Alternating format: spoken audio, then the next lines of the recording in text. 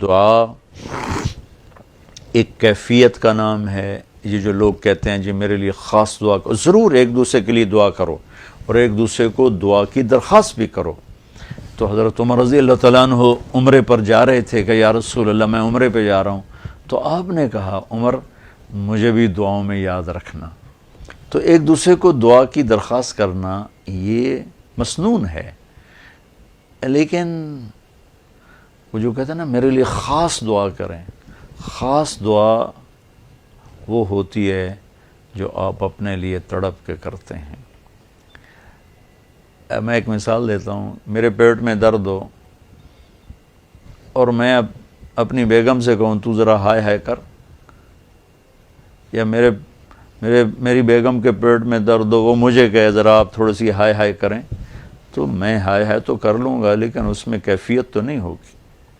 تو خاص دعا وہ ہوتی ہے جو تڑپ کے مانگی جاتی ہے اور سیدھی جاتی ہے، قبول ہوتی.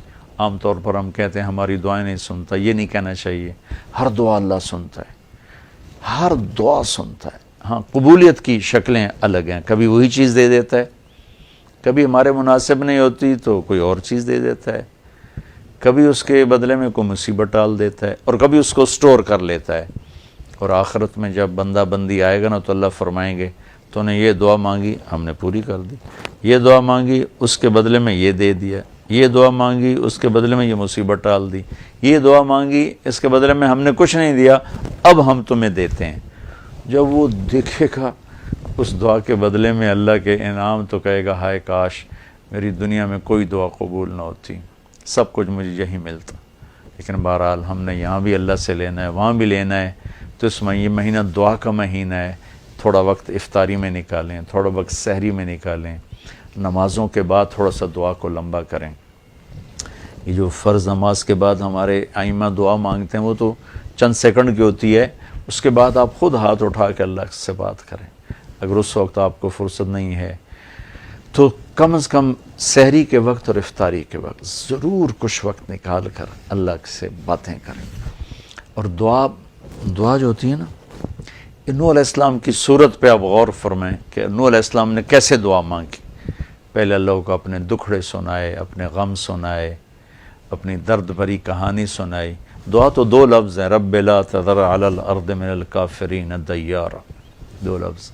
لیکن ان سے پہلے اپنی کہانی سنائی، اللہ میرے ساتھ یہ ہوا، میں نے یہ کیا، قوم نے یہ کیا، میں نے یہ کیا، میرے ساتھ بہت انہوں نے زیادتی کی، یا اللہ پھر میں لگا رہا، اچھا یا اللہ تو یہ کر دے. یہ طریقہ ہے. اللہ سے آپ باتیں کیا کریں، یا اللہ اب ایک تو سے میں نل کی ہو گیا، میرا نل اے ہو گیا، میرا نل اے ہو گیا، یا اللہ میں تو تیرے در پہ آیا. اللہ سے یوں بات کریں جیسے اللہ سامنے ہے اور آپ اس کو اپنا دکھڑا سنا رہے ہیں. دکھڑے سنا کر پھر اپنی دعا پیش کریں گے تو انشاءاللہ اللہ ضرور قبول فرمائیں گے. تو اس مہینے کو دعاؤں سے قرآن کی تلاوت سے خوبصورت بنائیں. ہاں دعا کی قبولیت میں رکاوٹ ہے. ایک آدمی کا سینہ بغض سے بھرا ہوا ہے، نفرت سے بھرا ہوا ہے، حسد سے بھرا ہوا ہے، تو یہ چیزیں دعا کے بیچ میں حائل ہو جاتی.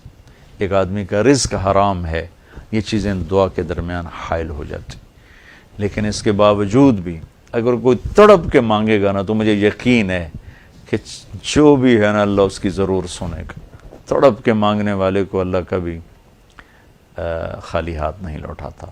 تو دعا کی کیفیت بنائیں، تڑپ کے مانگنے کی. کتاب والی دعا اجر ملے گا، دعا والا کام نہیں ہوگا.